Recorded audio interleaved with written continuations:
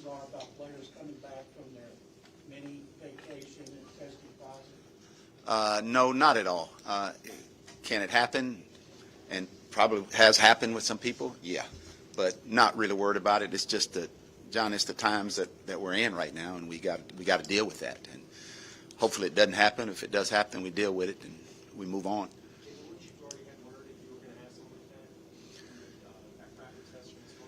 Well, it could have happened, but we're just kind of wait and see right now.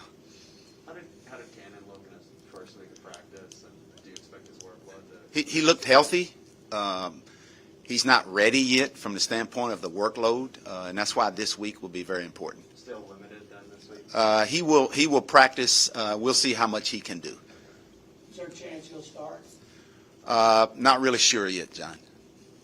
Coach, how do you feel personally with this being your first official game as an NFL coach? I feel like I've had 3 already. So although they didn't count, they did keep the score. And I'm approaching it the same way I approached those 3 games. Did you ever feel you would be in this position given your long career? Oh, I felt at some point that if it happened, I felt like I was ready to do it when it happened. And fortunately for me, it did happen. And, I'm looking forward to it. Coach, can you talk about, this game being the culmination of all the work that has been done throughout these few weeks, the 3 games, and, just being able to put it over good use and good practice? Yeah. The thing about it is today we'll have a little walkthrough today. We got them all back in the building today. But it actually starts for us on Wednesday. We'll have Wednesday, Thursday, and Friday to really get back in the swing of things and to really focus on Jacksonville. Right now, today, we're just focusing on us. David, how do you, and the Jaguars are in the same boat, how do you go about preparing for the team with so many new coaches, systems, players? The 3 preseason games have been important for that reason, because what ended up happening is what we showed that when we were in the game. I mean, that's who we are, and we feel the same way with them playing their 3 preseason games. We're not going to do anything any differently than we've done during those preseason games. It's hopefully what we did, we do better.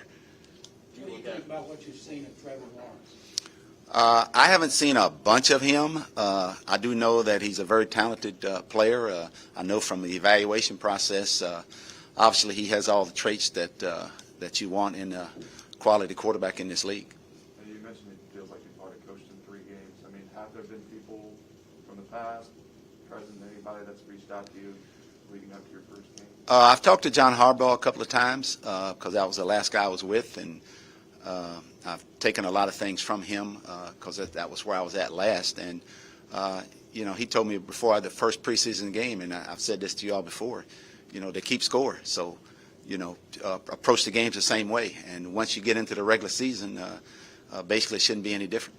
Is there anything that's come to the front of your mind as you're preparing for this week? No, just the fact that I just know that I keep getting flashbacks to our last preseason game is that the execution wasn't there from a standpoint of turning the ball over. And I do know that when you turn the ball over like that, your chances of winning football games go way down. And that's the one thing that's been kind of sitting with me lately. And, of course, as I said before, we're going to make sure that doesn't happen and correct that this week in practice. David, with 5 running backs, how do you determine who's active each week? Well, injuries have something to do with that. Not that any of those guys are injured right now, but then I think that the whole total team, what we got available for the whole total team, that obviously we're not going to carry 5 running backs in the game, but we'll just kind of practice and kind of see how it goes and see which guys fit. We obviously know that, those first 4 guys that we've been playing through the preseason games along with Scotty are all quality players, and we'll just make a decision as we get on into Friday as to which ones that we'll have up and who will be down. A lot of people are interested in seeing Scotty Phillips get to play with starters instead of backups for 2 years. How do you determine something like that? Well, it gets back to the fact that, he's got, 3 or 4 guys in front of him that's been around and has done that. And it's just that when he has been in there, regardless of who it's been against, he's proven that he belongs in this league. And I don't see him running any differently with the first group than he did with the groups that he was going with. David, you have stayed away from saying who's starting, who's not starting during camp. When will you feel comfortable this week in talking about starters and that kind of thing? Well, Tyrod Taylor will start for us at quarterback, for sure. You ready ready to disclose any other starters? No, I didn't expect you to go that far, I just, where you were at, that sort of thing. no. I know that's the one everybody's always wondering. I've it's come up before, but he will start for us on Sunday. That was expected. At what point did you guys start preparing for Jacksonville? And like, where do you feel you are in preparation for that now? Where it's ongoing. Once last week we focused on us. We did take a peek at them, as we always do. I'm sure they did the same thing with us because we had the extra week. But this week is the really big focus of isolating on Jacksonville and not just on what we've been doing. There's a rookie quarterback for them, defensive line fronts for you guys, or things that you've tried to improve. Where do you see that as a factor in this one? Well, we'll just have to see how things go. Again, looking at the whole total package, we're looking at it as playing complementary football, offensive, defensive, and special teams, and basically our focus is just on making sure that we do those things and take care of the football. David, you mentioned anticipation that Anthony Miller will do anything today or Wednesday. Do you expect him to? We'll know more about that on Wednesday. David, you mentioned not being super happy about the last preseason game, but you chose to give the team the Thursday off, the long weekend. What does that kind of say to us about how you want to treat the players and what sort of coach you want to be to them? Well, I did that simply because we had practiced so well those 2 days previous to that. And, I had heard around the league that some people didn't even practice at all last week for the most part. And basically, with those 3 preseason games that we had, with the way we practiced those 2 days that we had last week, I felt like it was more important for us to bond a little bit more before we got out of here and then came back today. And I felt like it worked well. I did know when I decided to tell them to do that, they actually clapped for me, which was the first time they've done that since I've been here. So. David, what? David, you've been with Tyrod for a long time. Since you've been in this building with him, has there been something that stood out to you about his leadership or the way he's kind of commanded the locker room? Well, Sarah, the thing about him is that he's always been a guy that's not a very vocal guy, but as a quarterback, he's the first guy in here. He's the last guy to leave. Our players see that with him. That's what you expect out of that position. And I have seen him. Of course, I hadn't been with him for the last 3 years, but I have seen him a little bit more going into his 11th year now. I've seen him a little bit more vocal than he has been. He's gone through some things the last 2 years, and I think those experiences have helped him to this point to be able to put him in a position to help lead our football team as he did 3 years ago when I was with him in Buffalo.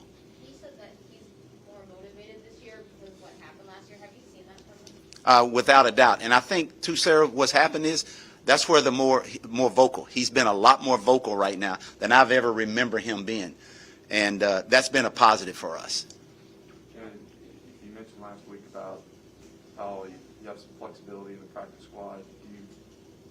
Since movement, how do you project using that, given the limited nature you can do that throughout the season? Well, I think it would depend on our injury situation. As we move on into the week, we'll see what guys are available, what guys that are still going to be able to go for us. And if not, then the ability to be able to take those practice squad guys and move them up is very valuable for us because we treat those guys just like they're going to be active, and they practice like they're going to be active. So I think that's a plus for us, being able to do that, because we have some guys on the practice squad that we feel like could play. As John mentioned earlier about Scotty.